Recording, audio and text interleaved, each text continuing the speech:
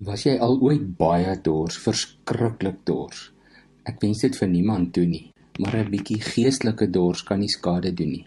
Want genadiglik weet ons wie ons geestelike dors sal les. Dit is wat die Here ook bedoel het, toe hy daar in Jesaja 43 vers 20 gesê het, dat hy in die woestyn 'n rivier gaan bring, om sy volk se dors te les. Die Here het definitief nie net van hulle fisiese dors gepraat nie. En hy is die skepper. Hy alleen kan uit niks skep nie.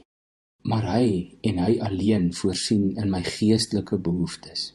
In 2 Korintiërs 4 vers 6 staan daar, God wat gesê het, laat daar lig skyn in die duisternis, het ook in ons harte 'n lig laat skyn om ons te verlig met die kennis van die heerlikheid van God, wat van Jesus Christus uitstraal. Die skepper God, wat lig kon skep uit niks, het in ons harte 'n lig laat skyn, sê Paulus.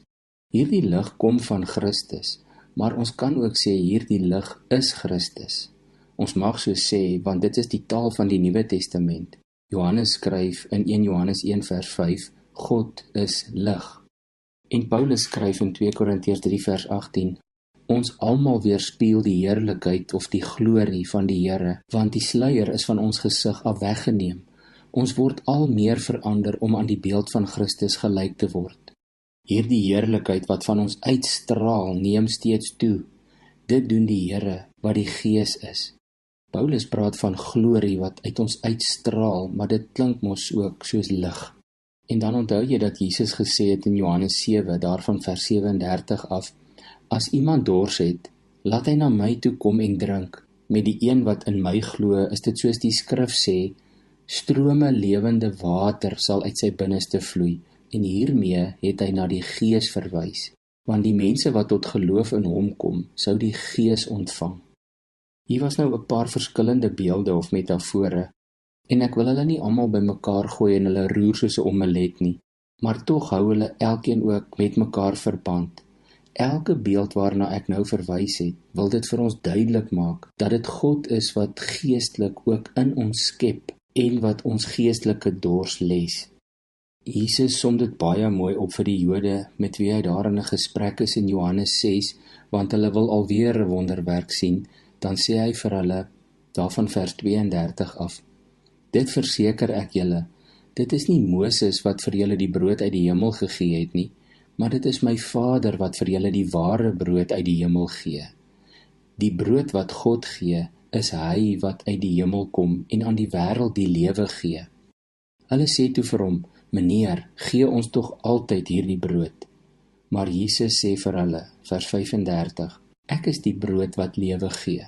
Wie na my toe kom, sal nooit weer honger kry nie, en wie in my glo, sal nooit weer dors kry nie.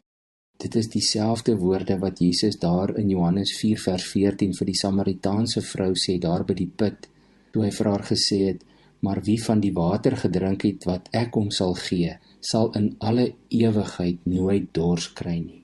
Daarom dat ek sê, dit is God wat in die geestelike woestyn ook 'n rivier kan laat ontspring, en God alleen kan jou geestelike dors les, en hy sal dit ook doen, hy wil dit doen.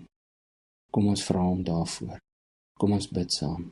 Here, baie dankie dat ons in 'n verhouding met U kan wees en mag wees, en dat U ons eerste lief gehad het. Maar soms is dit ook maar vir ons so bietjie soos 'n woestyn, en dan wil ons ook graag in hierdie geestelike woestyn van ons die strome lewende water ervaar. Dankie dat U dit vir ons beloof het, en Here Jesus, dat ons kan weet, die feit dat ons aan U behoort, beteken ook dat ons geestelik nooit weer dors sal kry nie. Wanneer ons hierdie tydelike dors ervaar, kom les asseblief ons dors, en vul ons opnuut met U self, vul ons met U Gees. Ons vra dit in Jesus se naam. Amen.